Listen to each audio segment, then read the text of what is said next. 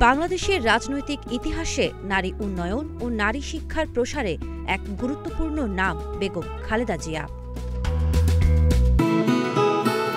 কিন্তু তার যাত্রার শুরু ছিল এক নিভৃত জীবন থেকে। একসময় সংসার সামলানো সাধারণ একজন নারী, পরে দেশের প্রথম জনপ্রতিনিধি নারী প্রধানমন্ত্রী। আর সেই পথ চলাতেই তিনি হাজার হাজার মেয়ের জীবনে এক নতুন দরজা খুলে দেন।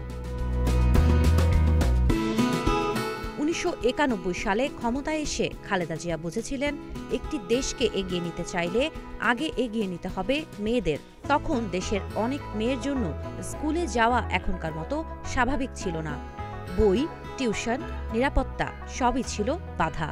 এই বাস্তবতা বদলাতে তিনি শুরু করলেন এক বড় পরিবর্তন। জীবন অবাক না করলে কে করবে? 28% মিল্ক ফ্যাটের অবাক করার সাথে ফ্রেশ মিল্ক পাউডার। জীবন অবাক করুক প্রতিদিন। তার সরকারের সবচেয়ে উল্লেখযোগ্য সিদ্ধান্ত ছিল মেয়েদের জন্য ফ্রি টিউশন ফি। ষষ্ঠ থেকে দ্বাদশ শ্রেণী পর্যন্ত মেয়েদের জন্য টিউশন ফি মওকুফ করে দেওয়া হয়। এই সিদ্ধান্ত গ্রামীণ অঞ্চলে এক নীরব বিপ্লব ঘটায়। স্কুলে যাওয়া মেয়েদের সংখ্যা অবিশ্বাস্যভাবে বাড়তে থাকে। বিদ্যাবৃত্তি ও স্টাইপেন্ড কর্মসূচি, গ্রামের মেয়েরা যাতে পড়ালেখা চালিয়ে যেতে পারে সেজন্য শুরু করা হয় বিশেষ এই স্টাইপেন্ড কর্মসূচি। অনেকে বলেন, এই স্টাইপেন্ডই আমাদের পরিবারের মেয়েদের প্রথমবারের মতো স্কুলে যাওয়ার সুযোগ করে দিয়েছিল। নারী কর্মসংস্থানের দরজা খুলে দেওয়া। তিনি নারী শিক্ষার পাশাপাশি নারীর অর্থনৈতিক স্বাধীনতাকেও গুরুত্ব দিয়েছিলেন।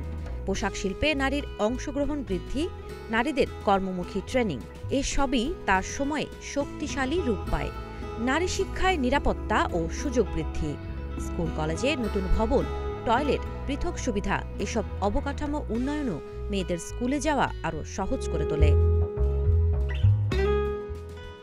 বলা হয়, যে সময়ে নারী শিক্ষার কথা বলা ছিল সাহসের, সেই সময়ে তিনি স্পষ্টভাবে বলেছিলেন, একটি জাতি এগোতে পারে না যদি তার মেয়েরা পিছিয়ে থাকে।